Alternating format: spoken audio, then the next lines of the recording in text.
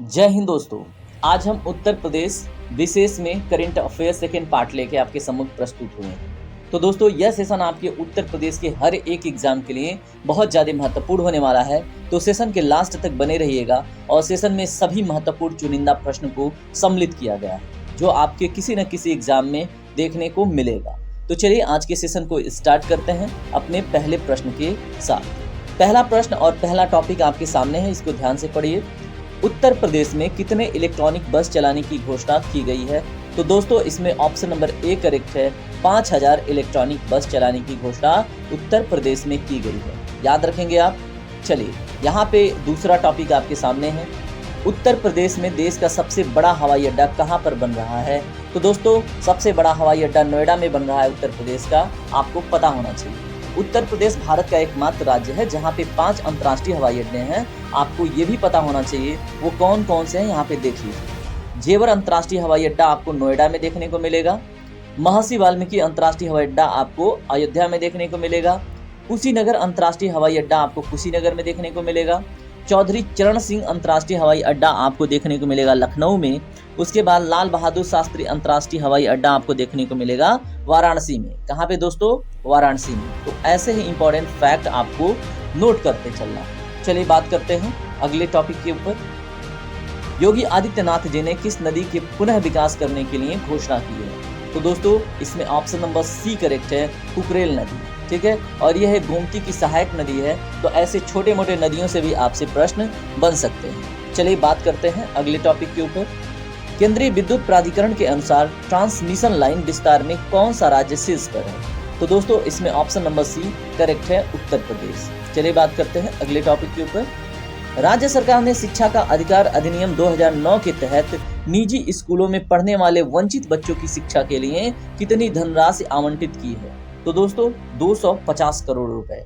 तो ये आपके एग्जाम के लिए बहुत इंपॉर्टेंट हो सकता है, याद रखेंगे आप। चलिए बात करते हैं अगले टॉपिक पे। होम्यो शक्ति 2024 कार्यक्रम कहाँ मनाया गया है? तो दोस्तों इसमें ऑप्शन नंबर ए करेक्ट है, लखनऊ में मनाया गया है। कौन सा कार्यक्रम? होम्यो शक्ति 2024 कार्यक्रम। अब यहाँ पे देखिए होम्योपैथी दिवस किस डेट को मनाया जाता है? 10 अप्रैल को। होम्यो, ठीक है, विश्व होम्योपैथी दिवस 2024 का थीम क्या है? होम्यो परिवार एक स्वस्थ एक परिवार। ठीक है, होम्यो परिवार एक स्वस्थ एक परिवार। ठीक है, याद रखेंगे आप। होम्योपैथी के पिता किसे कहते हैं दोस्तों? तो आप याद रखेंगे सैमुअल हनीमून को। ठीक है, क्या नाम है उनका? Samuel honeymoon. ठीक है, याद रखिए। चलिए बात करते हैं अगले क्वेश्चन के ऊपर। उत्तर प्रदेश सरकार का आतिथ्य और पर्यटन क्षेत्र में कितना निवेश करने का अनुमान है? तो दोस्तों ऑप्शन नंबर सी करेक्ट है, 32,000 करोड़ का। ठीक है, वर्ष 2028 तक राज्य की वार्षिक पर्यटक संख्या कितनी हो जाएगी? 850 मिलियन तक पहुंचने का अनुमान है, आपको पता होना चाहिए। चलिए बात करते हैं अन्य टॉपिक के ऊपर। काशी विश्वनाथ विशेष क्षेत्र विकास बोर्ड द्वारा परिसर में संगीत कार्यक्रमों को बढ़ाने के लिए किसके साथ समझौता किया है? तो दोस्तों इसमें ऑप्शन नंबर ए करेक्ट है, संगीत नाटक अकादमी के साथ। चलिए बात करते हैं अन्य टॉपिक के ऊपर। हाल ही में इलाहाबाद उच्च न्यायालय ने किस अधिनियम को असंवैधानिक घोषित किया है? तो दोस्तों इसमें ऑप्शन नंबर ए करेक्ट है, उत्तर प्रदेश मदरसा शिक्षा बोर्ड अधिनियम को असंवैधानिक घोषित किया गया है। और किसके द्वारा किया गया है दोस्तों? इलाहाबाद उच्च न्यायालय के द्वारा। तो यहाँ पे प्रश्न आपसे उल्टा घुमा के भी पूछा जा सकता है, तो आपको पता होना चाहिए। ठीक है, तो चलिए बात करते हैं अन्य टॉपिक के ऊपर। हाल ही में उत्तर प्रदेश कितने रेलवे स्टेशनों के नाम परिवर्तित करेगा? तो दोस्तों इसमें ऑप्शन नंबर बी करेक्ट है, 8। ठीक है, तो आपसे प्रश्न घुमा के भी पूछा जा सकता है, तो आपको पता होना चाहिए। अब यहाँ पे देख लीजिए कौन कौन से हैं। जैसे कासमपुर हाल्ट का नाम बदलकर जायस सिटी किया जाएगा। ठीक है, उसके बाद जायस रेलवे स्टेशन का नाम बदलकर गुरु गोरखनाथ धाम किया जाएगा। वाड़ी रेलवे स्टेशन का नाम बदलकर स्वामी परमहंस किया जाएगा। उसके बाद मिसरौली रेलवे स्टेशन का नाम मां कालिकन धाम किया जाएगा। उसके बाद निहालगढ़ रेलवे स्टेशन का नाम लाग महाराज बिजली पासी इसका नाम बदल के किया जाएगा। उसके बाद क्या है? अकबरगंज रेलवे स्टेशन का नाम बदलकर क्या किया जाएगा? मां अहोखा भवानी धाम। ठीक है, मां अहोखा भवानी धाम। उसके बाद वारिसगंज रेलवे स्टेशन का नाम क्या चेंज किया जाएगा? अमर शहीद रेलवे स्टेशन के नाम से। उसके बाद फुर्सतगंज रेलवे स्टेशन का नाम चेंज करके किया जाएगा तपेश्वर धाम। ठीक है, क्या नाम है फुर्सतगंज रेलवे स्टेशन का नाम? तपेश्वर धाम। ये सभी महत्वपूर्ण टॉपिक आपके लिए हो जाते हैं। चलिए बात करते हैं अन्य टॉपिक के ऊपर। हाल ही में आई कोरोना महामारी के बाद भारत के विकास में अग्रणी राज्य कौन सा रहा है? तो दोस्तों महाराष्ट्र और उत्तर प्रदेश, याद रखेंगे आप। चलिए बात करते हैं अन्य क्वेश्चन के ऊपर। भारत जीआई टैग प्राप्त करने में शीर्षतम राज्य कौन सा है? तो भारत में जीआई टैग प्राप्त करने वाला शीर्षतम राज्य उत्तर प्रदेश है दोस्तों। अब यहाँ पे देखिए 6 नए उत्पादकों के साथ उत्तर प्रदेश भारत में 75 जीआई टैग प्राप्त करने वाला भारत का पहला राज्य बन गया है। ठीक है, तो आप याद रखेंगे। चलिए बात करते हैं अन्य टॉपिक के ऊपर। उत्तर प्रदेश संस्कृत संस्थानम पुरस्कार 2022 कितने विद्वानों को दिया गया है? तो दोस्तों 46 विद्वानों को दिया गया है, आपको पता होना चाहिए। चलिए, यूनी रैंक 2024 में लखनऊ विश्वविद्यालय का क्या स्थान रहा है? तो दोस्तों इसमें ऑप्शन नंबर डी करेक्ट है, 33वां स्थान। उसके बाद हम बात करेंगे अन्य टॉपिक के ऊपर। हाल ही में उत्तर प्रदेश सरकार के द्वारा घोषित किया गया SCR क्या है? तो दोस्तों यह स्टेट कैपिटल रीजन है। ठीक है, SCR क्या है? State capital region. ऐसे प्रश्न आपसे पूछे जा सकते हैं। ठीक है, NCR की तर्ज पर अब SCR की घोषणा की गई है दोस्तों। और NCR में आने वाले उत्तर प्रदेश के जो जिले हैं वो कौन कौन से, ऐसे आपसे एग्जाम में प्रश्न पूछा जा सकता है। तो आप एक बार फिर से नजर घुमा लीजिए। शामली, बागपत, गाजियाबाद, गौतम बुद्ध नगर, मुजफ्फरनगर, हापुड़, बुलंदशहर और मेरठ। ठीक है, उसके बाद SCR में उत्तर प्रदेश के कुल कितने आएंगे? 6। उसके बाद इनमें कौन कौन से हैं? लखनऊ, हरदोई, सीतापुर, बाराबंकी, रायबरेली और उन्नाव। एक नई पहल है दोस्तों, तो ये आपके लिए मोस्ट इंपॉर्टेंट हो जाता है, आप नोट डाउन कीजिएगा। ठीक है, कौन कौन से हैं? लखनऊ, हरदोई, सीतापुर, बाराबंकी, रायबरेली और उन्नाव। तो SCR का फुल फॉर्म क्या है? State capital region. ठीक है, चलिए बात करते हैं अन्य क्वेश्चन के ऊपर। उत्तर प्रदेश सरकार ने युवाओं के कौशल विकास के लिए कितनी संस्थाओं के साथ मेमोरेंडम ऑफ अंडरस्टैंडिंग पर हस्ताक्षर किए हैं? तो दोस्तों 10। ठीक है, उसके बाद यहाँ पे देखिए, इस समझौते के साथ उत्तर प्रदेश के लगभग 17 लाख युवाओं को कौशल विकास प्रदान किया जाएगा, जिसकी कुल लागत लगभग 3878 करोड़ रुपए होने वाली है। ठीक है, तो याद रखेंगे आप। चलिए अन्य टॉपिक के ऊपर बात करते हैं। उत्तर प्रदेश नगर एवं ग्राम नियोजक विधेयक 2024 किससे संबंधित है? तो दोस्तों ऑप्शन नंबर ए करेक्ट होगा, स्थानीय नियोजन प्राधिकरण से संबंधित है। ठीक है, ये भी आपके एग्जाम के लिए बहुत इंपॉर्टेंट हो जाता है। उसके बाद बात करते हैं अन्य टॉपिक के ऊपर। सुपर 30 का संबंध निम्न में से किस मंडल से है? तो दोस्तों ऑप्शन नंबर सी करेक्ट है, लखनऊ मंडल से। ठीक है, अब यहाँ पे समझ लीजिए है क्या ये। लखनऊ मंडल के अंदर कुल 6 जिले आते हैं सुपर 30 के तहत, और लखनऊ मंडल के इन 6 जिलों में अब 5 बड़े निवेश किए जाएंगे। अभी हमने इनका नाम देखा था, जिसको हमने SCR के नाम से देखा था। तो लखनऊ, सीतापुर, हरदोई, उन्नाव, रायबरेली और लखीमपुर खीरी। तो याद रखेंगे आप, ये बहुत इंपॉर्टेंट आपसे क्वेश्चन पूछा जाएगा। उसके बाद बात करते हैं अगले टॉपिक पे। उत्तर प्रदेश में हाइड्रोजन पॉलिसी लागू होने के बाद हाइड्रोजन गैस बनाने वाली कितनी परियोजनाएं स्थापित होंगी? तो दोस्तों 19 परियोजनाएं स्थापित होंगी। आपके एग्जाम में डायरेक्ट प्रश्न पूछा जाएगा। चलिए बात करते हैं अगले क्वेश्चन के ऊपर। हाल ही में प्रसार भारती के नए अध्यक्ष कौन बन गए हैं? तो दोस्तों ये मैंने फर्स्ट सेशन में भी कवर किया था ये वाला टॉपिक, तो आपको इसका जवाब खुद देगा। ठीक है, तो आपको इसका नाम इनका नाम पता होना चाहिए। क्या नाम है? नवनीत कुमार सहगल। ठीक है, चलिए अब हम बात कर इनके बारे में थोड़ा सा जान लीजिए। इनकी नियुक्ति 3 वर्ष के लिए हुई है, और या तो फिर इनका 70 वर्ष का उम्र हो जाए तब तक के लिए। ठीक है, चलिए बात करते हैं अगले प्रश्न पे। विश्वविद्यालय अनुदान आयोग द्वारा हाल ही में किस विश्वविद्यालय को श्रेणी ए में रखा गया है? तो दोस्तों ऑप्शन नंबर ए करेक्ट है, बाबा साहेब भीमराव अंबेडकर। इसके बाद बात करेंगे अगले टॉपिक के ऊपर, जो आपके लिए बहुत महत्वपूर्ण होने वाला है। एजुकेशन रैंकिंग 2024 में लखनऊ विश्वविद्यालय को देश में कौन सा स्थान मिला है? तो दोस्तों ऑप्शन नंबर डी करेक्ट होगा, 20वां स्थान। इसके बाद बात करते हैं अगले क्वेश्चन के ऊपर। पीएम उज्ज्वला योजना का लाभ पाने में उत्तर प्रदेश का कौन सा स्थान रहा है? तो दोस्तों पहला स्थान रहा है, आपको पता होना चाहिए। उसके बाद अन्य टॉपिक, जैसे भारत में सबसे अधिक शहरों में मेट्रो का संचालन करने वाला राज्य कौन सा बना है?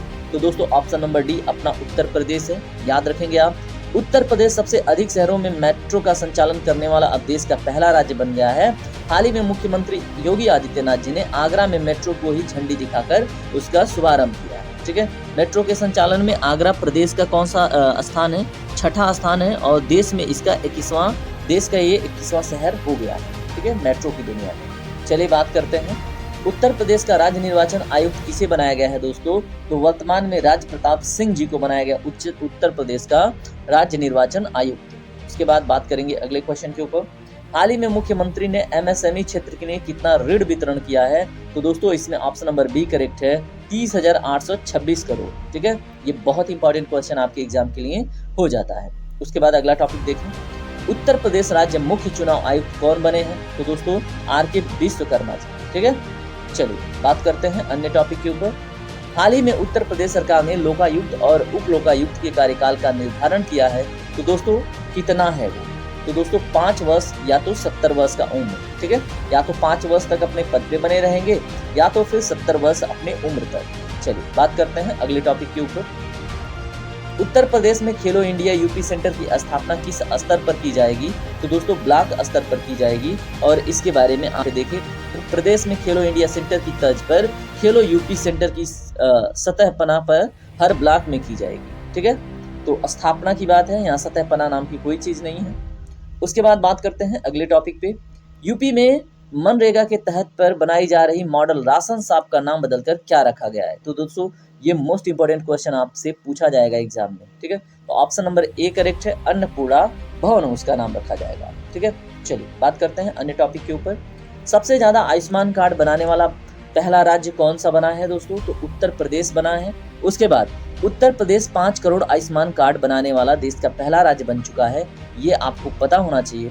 आयुष्मान भारत योजना लागू होने के बाद प्रदेश में फरवरी तक 5,17,990 आयुष्मान कार्ड बन चुके हैं। ठीक है, तो याद रखेंगे आप, बहुत इंपॉर्टेंट क्वेश्चन आपसे बनेगा। उत्तर प्रदेश सरकार के किस जिले में औद्योगिक पार्क की स्थापना होगी?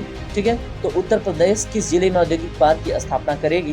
तो दोस्तों गाजियाबाद में, और ऐसे प्रश्न पूछे जाते हैं। ठीक है, तो आपको पता होना चाहिए उत्तर प्रदेश में 6,000 करोड़ रुपए में स्वदेशी इंडस्ट्रियल पार्क प्राइवेट लिमिटेड औद्योगिक पार्क की स्थापना गाजियाबाद में करेगा। ठीक है, इससे 5,000 रोजगार के अवसर भी निर्मित होंगे। ठीक है, चलिए बात करते हैं अन्य टॉपिक के ऊपर,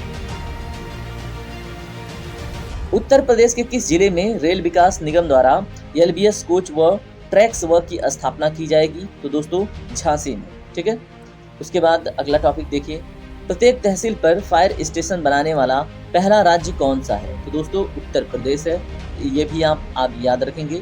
प्रोजेक्ट प्रवीण किससे संबंधित है? तो दोस्तों ऑप्शन नंबर सी करेक्ट है, तकनीकी कौशल से। ठीक है, उसके बाद अगला टॉपिक, किस राज्य सरकार द्वारा ग्रीन हाइड्रोजन पॉलिसी को मंजूरी दी गई है? तो दोस्तों उत्तर प्रदेश को। इसमें 2028 तक लगभग 40 lakh metric tonne green hydrogen पैदा करने का लक्ष्य रखा गया है। ठीक है, चलिए उसके बाद बात करते हैं अगले टॉपिक पे, उत्तर प्रदेश सरकार किस शहर में 25,000 घरों पर सावल छत यानी कि रूफटॉप स्थापित करने की योजना बना रही है? तो दोस्तों ऑप्शन नंबर ए करेक्ट है, वाराणसी में। ठीक है, तो किस शहर में 25,000 घरों में? तो दोस्तों सावल छत बनेगा वाराणसी में। उसके बाद बात करते हैं अगले टॉपिक के ऊपर, भारत की पहली सौर ऊर्जा संचालित नाव अयोध्या में किस नदी पर चलेगी? तो दोस्तों सरयू नदी पर चलेगी। आपको पता होना चाहिए उत्तर प्रदेश में अगर पूछा जाए अयोध्या में कौन सी फेमस नदी है, तो सरयू है, ये बहुत ही फेमस है। ठीक है, उसके बाद इस नाव का विकास कौन करेगा? यूपी नेडा इसके द्वारा मतलब किया जाएगा। उसके बाद उत्तर प्रदेश नवीन और नवीकरणीय ऊर्जा विकास एजेंसी इसमें सहयोगी है। Uttar Pradesh new and renewable energy development agency के द्वारा इसको किया जाएगा। ठीक है, तो बात वही है यूपी नेडा के द्वारा। ठीक है, चलिए यूपी नेडा का भी मतलब वही होता है। उसके बाद बात करते हैं अगले टॉपिक पे, योगी सरकार किन व्यक्तियों को उत्तर प्रदेश गौरव सम्मान से सम्मानित करने वाली है?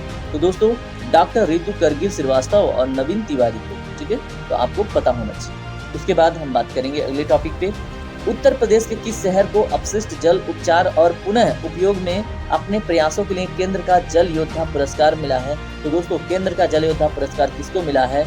नोएडा को। ठीक है, क्यों मिला है? उत्तर प्रदेश के मतलब उत्तर प्रदेश में इन्होंने अपनी विशिष्ट भूमिका निभाई है, किसमें? अपशिष्ट जल उपचार। ठीक है, और उनका पुनः उपयोग।